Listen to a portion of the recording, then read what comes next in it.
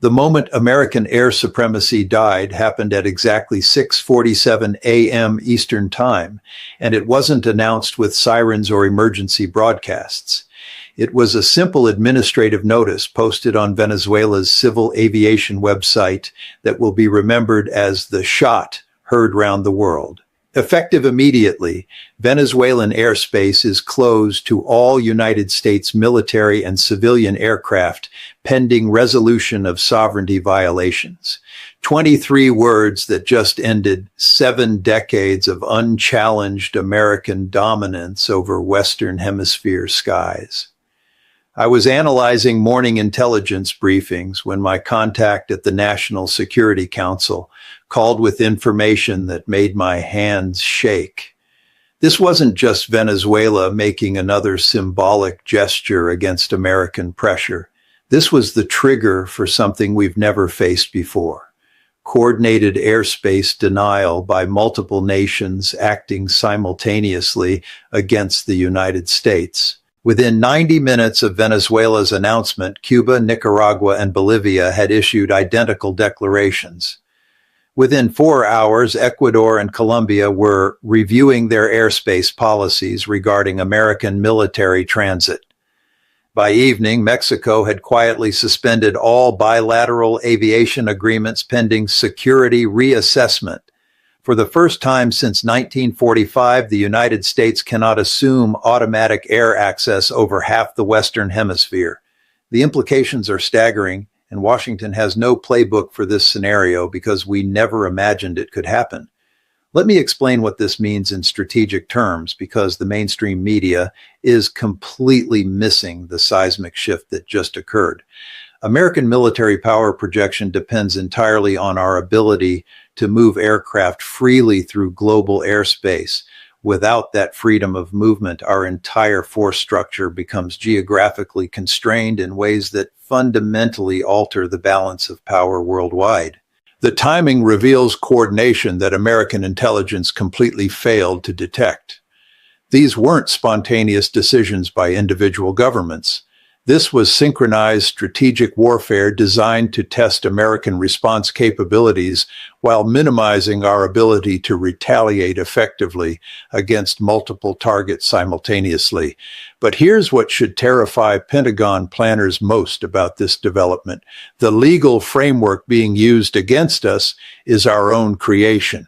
Every one of these nations is citing the Chicago Convention on International Civil Aviation, which the United States wrote and promoted as the foundation of global aviation law after World War II. Venezuela's decision to restrict and effectively close segments of its national airspace to foreign military and intelligence-linked flights represents one of the most consequential aviation and security developments in the Western Hemisphere in decades. While framed officially as a sovereign airspace enforcement measure tied to national security and aviation safety, the move carries far-reaching geopolitical implications that extend well beyond Venezuelan borders. For the United States, whose aerial dominance in the region has been largely uncontested since the mid-20th century, the decision signals a rare and symbolic challenge to a long-standing strategic advantage. For more than 70 years, U.S. air power has functioned as the backbone of American global reach. From reconnaissance flights to logistics corridors, airspace access has been central to Washington's ability to project influence, gather intelligence, and coordinate alliances. In Latin America, this dominance was reinforced through bilateral agreements, regional partnerships, and a network of airbases and overflight permissions that allowed near-frictionless movement across the hemisphere. Venezuela's airspace restrictions disrupt that historical pattern. The Venezuelan government has justified its actions by citing repeated violations of its airspace by unauthorized aircraft, including planes allegedly linked to surveillance, electronic intelligence gathering, and covert logistical support. Officials argue that such activities undermine national sovereignty and pose security risks, particularly in light of heightened regional tensions and the country's long-standing standoff with Washington. By tightening airspace controls, Caracas asserts its right under international aviation law to regulate and deny access within its sovereign skies. The move does not occur in isolation. Venezuela's decision coincides with broader coordination among U.S. adversaries and non-aligned states seeking to reduce dependence on American-controlled systems. Over the past decade, Caracas has deepened military and technological cooperation with countries such as Russia, China, and Iran, including air defense upgrades, radar integration, and satellite communications. These partnerships have enhanced Venezuela's ability to monitor and enforce its airspace, reducing vulnerabilities that once made enforcement largely symbolic. For the United States, the implications are strategic rather than tactical. While American military aviation remains unmatched in capability, its effectiveness relies heavily on access, predictability, and regional cooperation. Airspace restrictions complicate flight planning, surveillance routes, and rapid response logistics. Even when alternative corridors exist, detours increase costs, reduce operational efficiency, and signal diminishing influence. The symbolism of losing unchallenged access carries weight equal to the practical consequences. Allies and partners are watching closely. Some governments view Venezuela's move as an assertion of long-denied sovereignty in a region historically shaped by U.S. intervention, others worrying about escalation and fragmentation of aviation norms.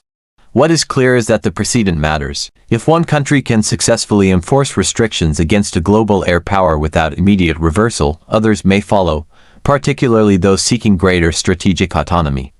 Washington's response has been measured but firm. U.S. officials have emphasized freedom of navigation and overflight as cornerstones of international order, warning that restrictive airspace policies could undermine regional stability and civil aviation safety. At the same time, there is recognition that unilateral enforcement actions are harder to counter when framed within legal sovereignty rather than overt confrontation. The situation also highlights the evolving nature of air supremacy. In the 20th century, dominance was defined by aircraft numbers, range, and payload. In the 21st century, it increasingly depends on data, sensors, access, and interoperability. Airspace denial no longer requires massive fleets. It can be achieved through integrated radar systems, electronic warfare capabilities, and diplomatic alignment. Venezuela's partnerships have accelerated this transition. Commercial aviation has not been immune to the effects. Airlines operating routes across or near Venezuelan airspace have been forced to reassess flight paths, insurance exposure, and compliance risks, while civilian flights are generally treated differently from military or intelligence-linked aircraft. Uncertainty increases operational costs and reinforces perceptions of geopolitical fragmentation in global aviation. The broader strategic context is one of coordinated resistance to U.S. dominance rather than isolated defiance. Across multiple regions, states are testing limits, renegotiating access, and leveraging sovereignty to reshape power balances. From airspace controls to port access and satellite alternatives, the tools of influence are diversifying. Venezuela's action fits squarely within this trend. For Latin America, the development reopens debates about regional autonomy and alignment.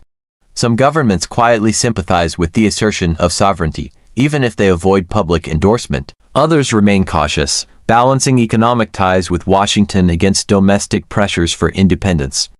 The airspace issue becomes a litmus test for how far the region is willing to recalibrate its relationship with the United States. The historical dimension adds gravity. Since the end of World War II, U.S. air supremacy has been a defining feature of the global order. Challenges to that supremacy have typically come from peer competitors in distant theaters, not from within the Western Hemisphere. Venezuela's move, regardless of scale, breaks a psychological barrier by demonstrating that denial is possible even close to U.S. shores. Whether this marks a true collapse or merely a stress test of American air dominance depends on what follows. If restrictions remain limited and symbolic, the impact will be contained. If coordination expands, enforcement tightens, and other states adopt similar measures, the cumulative effect could reshape regional air power dynamics. What is undeniable is that the era of unquestioned access is fading. Airspace, once assumed open by default to dominant powers, is becoming contested terrain. Venezuela's decision underscores a global shift in which sovereignty, technology, and alignment converge to challenge long-standing hierarchies. As allies coordinate, adversaries adapt, and institutions struggle to keep pace, the skies themselves become arenas of geopolitical competition. The closure of airspace is not merely a technical act, it is a statement. And in that statement lies a message heard far beyond Caracas. Air supremacy is no longer guaranteed by history alone. You've been watching Echoes of Africa, where every story carries the sound of tomorrow. If this moved you, subscribe now, like, and share so Africa's voice never fades into silence.